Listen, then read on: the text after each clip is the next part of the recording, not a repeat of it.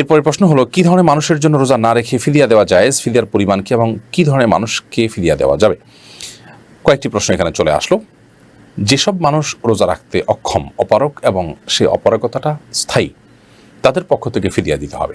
কেউ অসুস্থতার কারণে রোজা রাখতে পারছেন না, কিন্তু তিনি রমাদানের পরে সুস্থ হবেন সেই আশা জোরালো, তাহলে সেক্ষেত্রে তার পক্ষ থেকে ফিদিয়া নয়, তার রোজার যেটা রাখতে পারলেন না সেটার পক্ষ থেকে তাকে কাজা রাখতে হবে।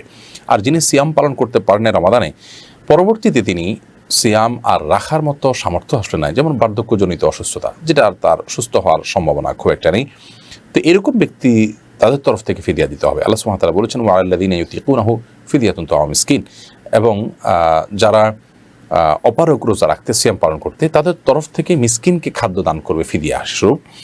এটা হলো ফিদিয়া। আর এই ফিদিয়ার পরিমাণ হলো একটা সিয়ামের জন্য, একদিনের সিয়ামের জন্য একজন মিসকিনকে একদিনের খাবার অর্থাৎ 2 বেলা খাবার দিতে হবে। আর খাবার যদি না দেন তাহলে সেক্ষেত্রে আপনি চাল, গম, আটা, প্রিন্সিপাল যে ফুড আছে সেগুলো আপনি দিয়ে দিতে পারেন। 1.5 কেজি করে একদিনের জন্য আপনি দিলে দায়মুক্ত হয়ে যাবেন। 30 রোজার জন্য আপনি 45 কেজি চাউল যদি আপনি দিয়ে দেন তাহলে সেক্ষেত্রে আপনি দায়মুক্ত হয়ে যাবেন। সেটা 45 জন, এটা 30 জন মিসকিনকে 30 দিনের জন্য দিতে পারেন, কিংবা একজন মিসকিনকে আপনার 30 দিনের ফিদিয়ার সমপরিমাণ খাদ্য আপনি দিয়ে দিতে পারেন। সেটা মিসকিন এবং ফকির, যারা যাকাতের হকদার, যাদের যা উপার্জন আছে তা দিয়ে তাদের দিন চলে না, তাদের মৌলিক প্রয়োজন তারা পূরণ করতে পারে না, তাদের অভাব অনটন টানাটানি লেগে থাকে, সেই মানুষগুলো আপনি তাদেরকে দান করতে পারবেন এই ফিদিয়ার খাবার।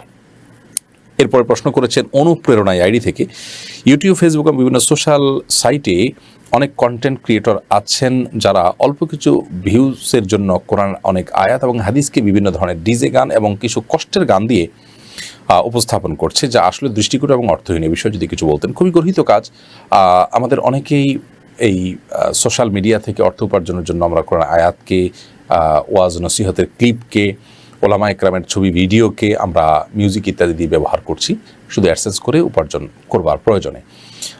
একে তো আমি হারাম উপার্জন করছি, দ্বিতীয়ত আমি মিউজিকের ব্যবহার করে গুনাহগার হচ্ছি, তৃতীয়ত আমি আবার আল্লাহর কালামকে অবমাননা করছি, অপমান করছি, যেটাকে আল্লাহ তাআলা নিষেধ করেছেন আল্লাহর আয়াতের মধ্যে সেটা ফিট করা হলো রীতিমতো আল্লাহ দ্রোহিতার মতো।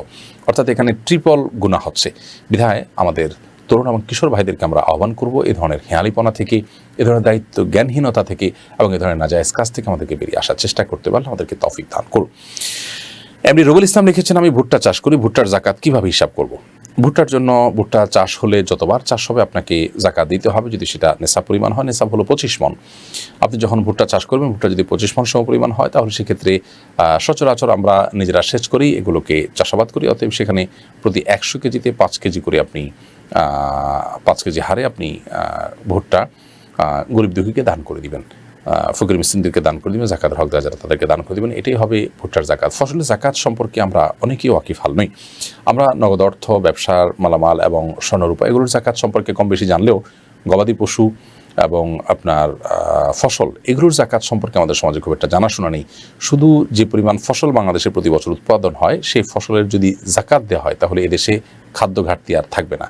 অতএব জাকাত, যদি ফসলের জাকাত যদি আমরা কালেকশন করতে পারি এবং জাকাতের গুরুত্ব যদি মানুষকে বোঝাতে পারি তাহলে সেক্ষেত্রে এদেশে অভাবীদের অভাব দূর হয়ে যাবে। কারণ ফসল, নেশাব পরিমাণ ফসল হতে হলে, অর্থাৎ যে পরিমাণ ফসল হলে জাকাত আসে সেই পরিমাণ ফসল উৎপাদন সাধারণত গরিবদের হয় না, সেগুলো হয় হলো যাদের অনেক জমি জমা আছে তাদের।